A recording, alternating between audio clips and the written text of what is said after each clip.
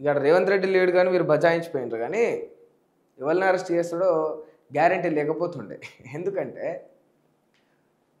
ఇప్పుడు చూడుండ్రి, చచ్చిపోయింది ఎవడు? అమాయకులు. పోలీసు వాళ్ళకు ఇబ్బంది కాదు, పోలీసు వాళ్ళు ఉంటారు కదా అక్కడే ఆ జనస్రవంతిలో, వాళ్ళకి ఇబ్బంది కాదు. ప్లేయర్లు ఉంటారు కదా, అందరూ పోయి గుమిగూడి జనాలంతా పోయి కలవాలనుకున్నది, మీద పడాలనుకున్నది, హక్ చేసుకోవాలి, చేతులు కలపాలి, వాళ్ళ యొక్క సిగ్నేచర్లు తీసుకోవాలని అనుకునేది ఎవరిని? ఆటోగ్రాఫ్ కావచ్చు, ఎవరిది? ప్లేయర్ల దగ్గర. ఆ ప్లేయర్లకు ఏమి కావాలి. అక్కడ ఇంకెవరైనా వీఐపీలు వచ్చి ఉంటే వాళ్ళకు కూడా ఏం కావాలి. ఎప్పుడైనా తొక్కిసలాట లెవెల్ చచ్చిపోతారు, ఎప్పుడైనా కూడా తొక్కిసలాట లెవెల్ చచ్చిపోతారంటే ఇట్లా సామాన్యులు, కామన్ పీపుల్ చచ్చిపోతారు.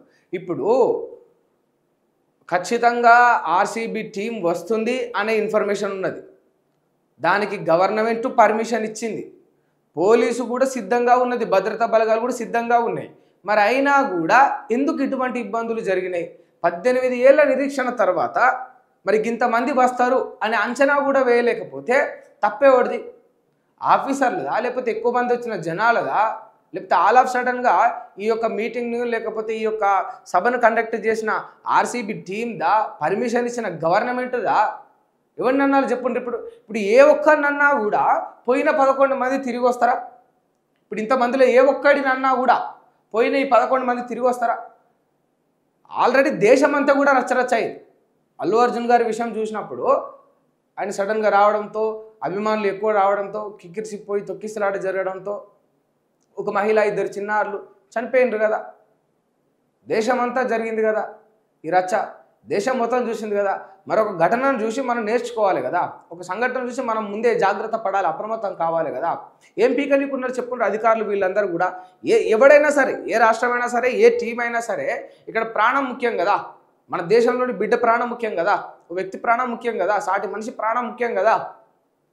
ఇన్ఫర్మేషన్ ఉండనే ఉన్నప్పుడు ఇంక ఏం ఇప్పుడు మామూలుగా ఒక్కొక్కడు వేలకు లక్షల జీతాలు తీసుకుంటారు. ఆఫీసర్లు ముచ్చట చెప్తున్నారు, గవర్నమెంట్ వాళ్ళు, ఎవరు? ఈ పోలీసు వాళ్ళు, వీళ్ళు ఉన్నారు. ఎందుకు వాళ్ళకి జీతం? ఎందుకు? రాజకీయ నాయకులు ఉన్నారు, ఒక్కోనికి 2 లక్షలు 3 లక్షల జీతం ఎమ్మెల్యేలు, ముఖ్యమంత్రికి 3-4 లక్షల జీతం ఉంటుంది దాదాపు. ఇక 1000 కోట్లు దండుకుంటారు, అది వేరే విషయం. ఏం బీకనికి ఇవంతా కూడా. ఇప్పుడు టీం ఉన్నది, ఆర్సీబీ టీం ఉన్నది, వాళ్ళు ఇంటిమేట్ చేసి ఆల్రెడీ మేము వస్తున్నాం, బెంగళూరు రెడీగా ఉండండి, రేపు అక్కడికి వస్తున్నాం, మిమ్మల్ని కలుస్తున్నాం, మీతో సెలబ్రేట్ చేసుకుంటున్నాం అని చెప్పిండ్రు. వీళ్ళు రావడానికి నిర్ణయం తీసుకున్నారు. ఎవడైనా కూడా కలవాలని అనుకుంటాడు, సరే ఆల్ ఆఫ్ సడన్ తీసుకున్నారు అనే దానికంటే కొంత ఆగినా బాగుంటుండే. బట్ ఇక ఉడుకు కానిచ్చేసారు. ఉడుకు కానిచ్చేసరికి ఇక అందరూ గుమిగూడి 35,000 కెపాసిటీ ఉన్న స్టేడియంకి 3 లక్షల మంది వస్తే సరిపోతుందా? తొక్కిసలాట అసలు అవ్వకపోతే ఆశ్చర్యపోవాలి. అంతమంది వస్తే, అంత కెపాసిటీ ఉన్న స్టేడియంలోకి జరగాల్సింది జరిగింది కదా. మరి జాగ్రత్త ఎవరు తీసుకోవాలి?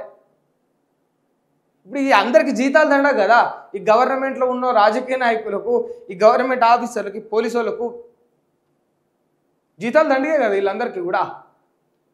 మన సావులకై మనం జీతం ఇచ్చినట్టే ఉంది వీళ్ళకు.